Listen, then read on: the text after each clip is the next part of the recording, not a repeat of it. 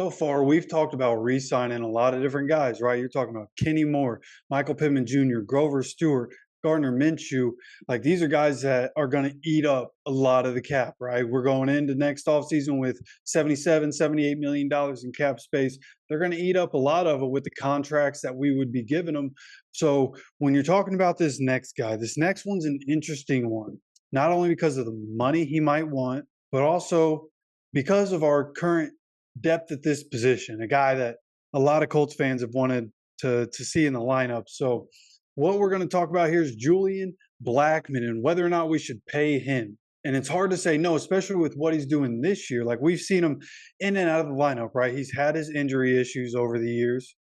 Coming out of college, had an injury, right? But then rookie season, the games that he played in, he did really well, right? I think back to that Packers game in particular, the overtime against the Packers where he punches the ball out, we recover it, end up kicking a field goal and winning that game. And he's had a lot of plays like that. Like another one in his rookie season against the Vikings, getting an interception in that game. Like he's done a lot of good things over the years. When he's on the field, he makes plays. And I gotta admit, like 2022 was just a down year for the Colts in general, right? When you think about the Colts in general, so I'm starting to get to the point where whatever happened last year, I'm just scratching it from existence. But last year, I'll admit, I got to a point where I was like, man, why Julian? Just trade Julian Blackman, get what you can back for Julian Blackman, get him out of here. Even earlier this season, I was on that train, but Julian Blackman has been playing really good football, especially as of late. So there are a lot of factors that are going to come into this, right? I think one of the things you got to think about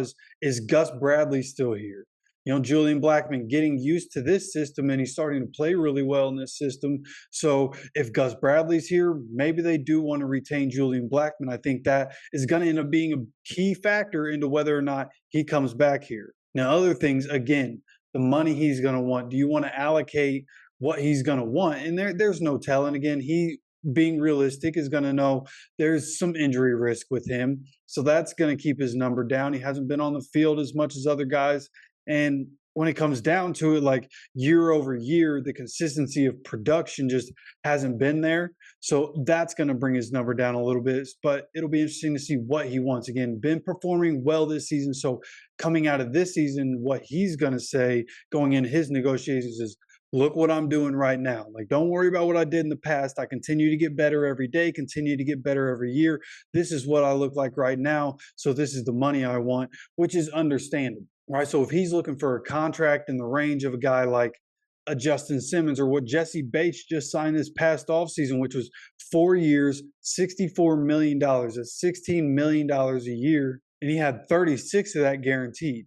And if he's asking for that kind of money, I'm just worried, like, again, with a guy that might not be able to stay on the field, you allocate that much money to the safety position. And then one of those guys isn't there and your defense is significantly worse on the back end because of it, it looks like a terrible decision, right? You could say that about a lot of guys, quarterbacks in general, right? Like Joe Burrow, obviously out for the rest of the season.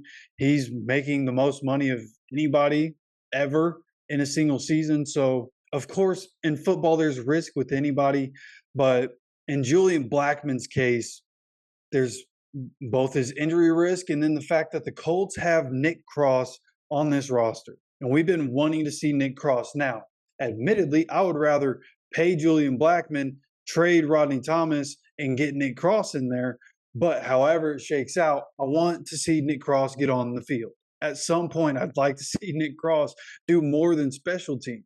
There's so much potential there. And I understand why they stick with the safeties that they have because they've been running together for so long. But at some point, man, you just got to see what Nick Cross can give you before he goes somewhere else and becomes a star. And that's, same conversation that was had with Anthony Richardson, and quarterbacks are obviously a different conversation. But at that safety position, if you have Nick Cross, a guy that can be really good, and you don't have to pay Julian Blackman and you can allocate that money somewhere else to help the team, then I think that's an avenue you should go, right? And I think defensively, if you look, we've talked about the linebackers and how this Chris Ballard regime really good at drafting the linebackers, but they also seem to have drafted two really good cornerbacks in this draft. They've been drafting good safeties. Rodney Thomas, a little up and down, but he definitely has his moments. In terms of passer rating, him and Julian Blackman both giving up some of the lowest passer ratings in the NFL this season. So I don't want to hate too much. But again, at some point, I'd like to see Nick Cross get on the field for us. So with everything that goes into it, like if I'm Chris Ballard, I'm not going to pay Julian Blackman. And one of the biggest reasons for that being you look at who else is going to be available in the safety market next year. Antoine Winfield Jr., Carmen Curl, Xavier McKinney, Geno Stone, Kyler Duggar. Okay, and there are three guys right there that I would rather pay than Julian Blackman. Now, they might cost more. I think, honestly, if you could get Julian Blackman for a contract right around the same range as Justin Reed, that would be good. Justin Reed, 25 years old, he signed a 3-year, $31.5 million contract. That was back in 2022. Okay, that's $10.5 million a year. I think that's a good range for Julian Blackman. And again, that would eat up a good chunk of what we have left in the cap at that point. But if some of the other guys are traded, I think signing Julian Blackman would then be an option.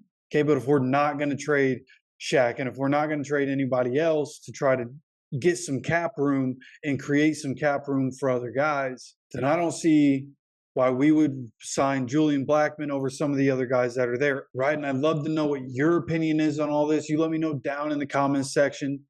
If you enjoy the content, make sure you hit that like button and subscribe with notifications on so you get notified. We have videos coming out every single day on this channel. So make sure you don't miss out.